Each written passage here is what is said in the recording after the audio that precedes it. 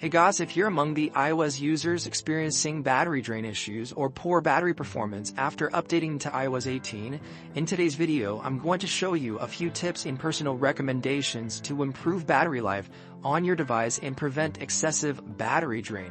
Now I want to start off with something that's fairly simple but most users tend to forget about because we have what's called an automatic app update. And I want to talk about third-party applications. So any app that isn't an Apple application, so any social media application you have downloaded, any banking application, you want to make sure that all these apps are up to date with the latest current update for the application for better performance, and that way they're not draining the battery. Keep in mind last year with iOS 17 update, this was the main cause of overheating and battery drain. Now even again, if you have the automatic app updates feature enabled, you want to head on over into the App Store, and inside of the App Store you want to go into your account on the top right, swipe down to refresh, and take a look at the bottom of the screen to see if you have any updates available for any application. If you do, obviously you want to update all your apps so that you have better compatibility with iOS 18 on your third-party applications. Again, this could be one of the main causes for battery drain issues on your device. And if you have the automatic app updates feature enabled, you also want to do this because sometimes those automatic updates don't kick in about a day or two later. So you want to make sure that you keep your apps up to date, especially with new software updates. Next, I want to talk about the haptics on the keyboard. Now, I know that a lot of you guys really like the haptics feedback on the keyboard, but even Apple themselves mentions that having the haptics enabled may drain the battery of your iPhone a little quicker. So in order to turn off the haptics for keyboard, you want to go into Settings, you want to head on over into Sound and Haptics, and then you want to go into the bottom of the screen here, you want to go into Keyboard and Feedback. Right there it is. And then you want to go into Sound and Haptics. So you want to make sure that you turn off those haptics right there. And this could improve the battery life of your iPhone in iOS 18. Again, even Apple mentions that having this feature enabled constantly uses the Taptic Engine vibration motor inside of your iPhone, which obviously could cause battery draining. Now, another thing I want to talk about is AirDrop, because I know most users don't really use the Bring Devices Together feature that allows you to bring two iPhones together to AirDrop something. I don't think I've seen anyone ever use that, and that constantly drains the battery of your iPhone, so you may want to turn that off.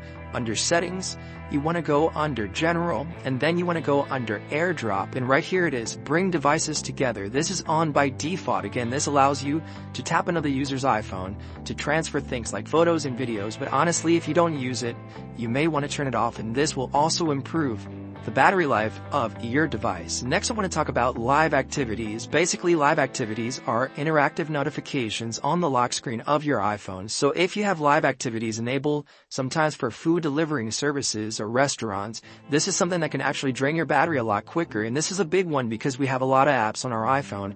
You want to head on over into Settings. You want to go over to your applications, and let's say Chick-fil-A here. I have the Chick-fil-A application. You want to go through each individual application here and turn off whichever ones you don't think you need. So right here we have Chick-fil-A, for example. I have the live activity for Chick-fil-A. I want to make sure I turn off all these live activities for this specific application. That way, when I go to the restaurant, I'm not constantly getting that live notifications or interactive notifications on the lock screen with live activities, draining the battery of my iPhone. And again, you can browse through all your applications and see which ones do have the live activity and turn off the ones that you think you won't be needing for the future. Just keep in mind that live activities are constantly updating. So yeah, these could drain the battery of your iPhone, especially when you let it sit and they're active in the background. Now, something else that I've noticed has improved the battery life for me personally is turning off the wallpapers for the always on display. So you want to go into Settings, you want to head on over into Display and Brightness, and then you want to scroll down until you find the always on display option.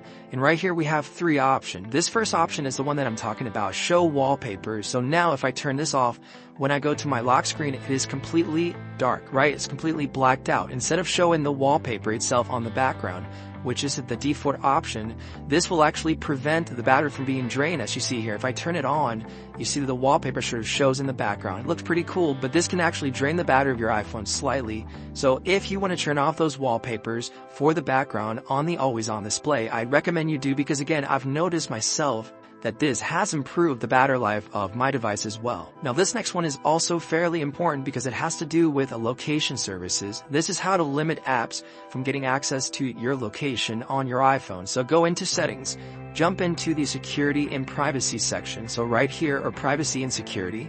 And then you have the location services right here.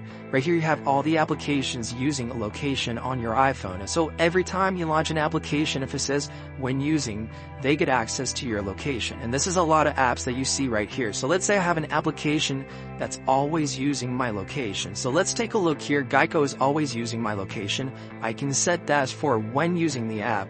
I can also ask them to always request or set it to never use my location. So keep in mind that you may want to go through the entire list of all your applications and turn off the ones you think shouldn't be using your location. Let's say you don't want Instagram to use your location. Just go into the Instagram location services and set that to never. There's no reason why every single application should have your location. Keep in mind that you can turn these off, and that way you can save battery life on your iPhone. Now next I want to talk about Apple Maps. Now Apple Maps, you can use maps offline, and this will improve the battery life of your iPhone and also help you save some data along the way. So jump into Apple Maps here.